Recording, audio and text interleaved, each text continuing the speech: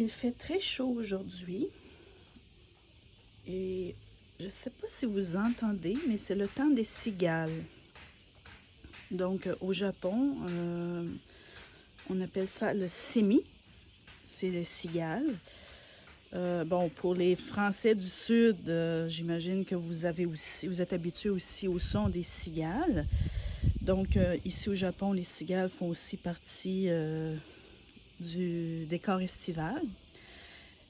Là où je suis, on les entend pas beaucoup, mais vous entendez comme un bruit au fond, là.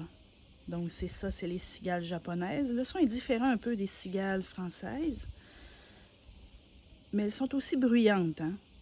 Au Québec, il y en a aussi des cigales, mais c'est assez rare. Je ne me souviens pas vraiment d'en avoir entendu autant.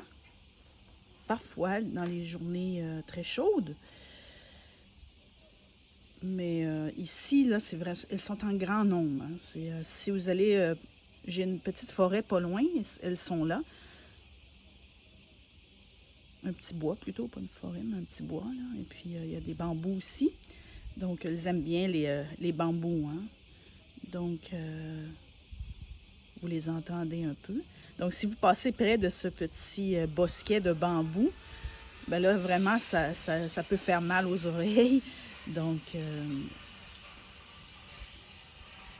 c'est mon petit voisinage. J'ai un voisin là, qui fait des réparations. Et puis,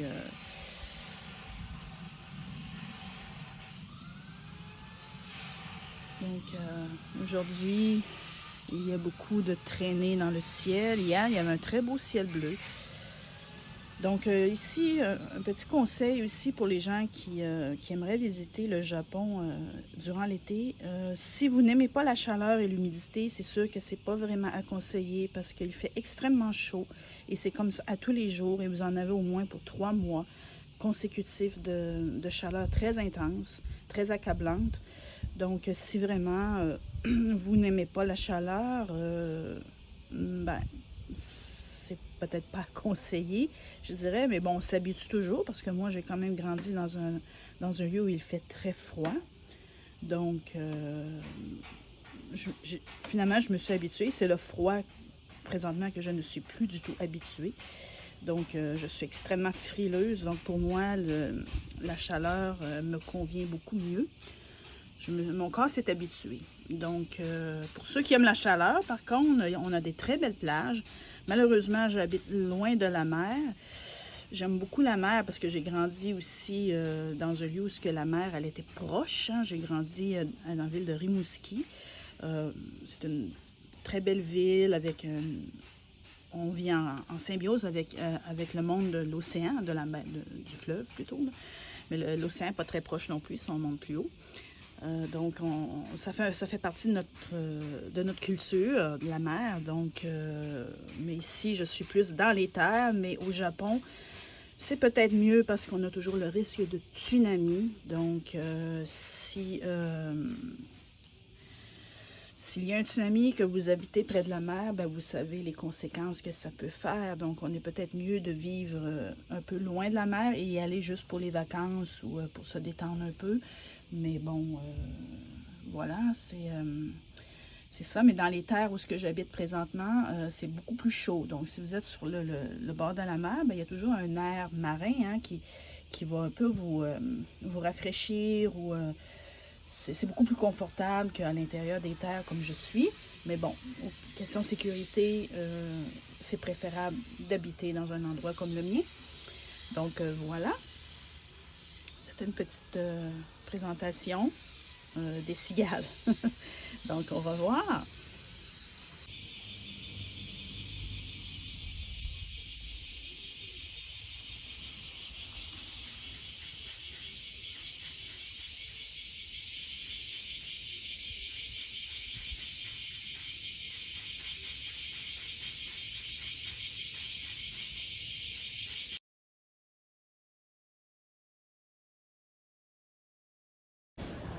Donc, me voici au pied du temple en question, Kiyomizu. Je vais vous expliquer un peu comment c'est fait. C'est une structure en bois tout en bois, au moins de 6 étages. C'est sur pilotis.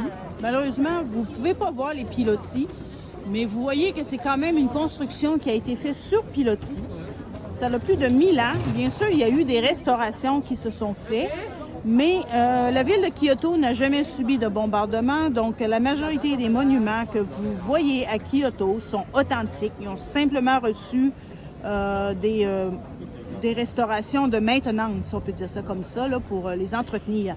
Mais ça n'a pas été du tout changé ou quoi que ce soit, tout simplement de l'entretien pour les préserver, préserver le monument.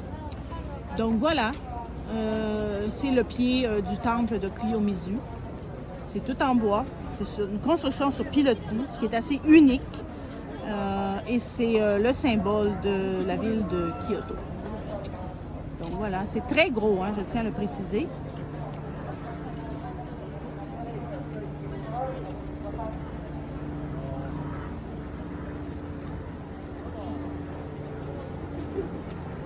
Donc Kiyomizu, Kyoto. Au revoir.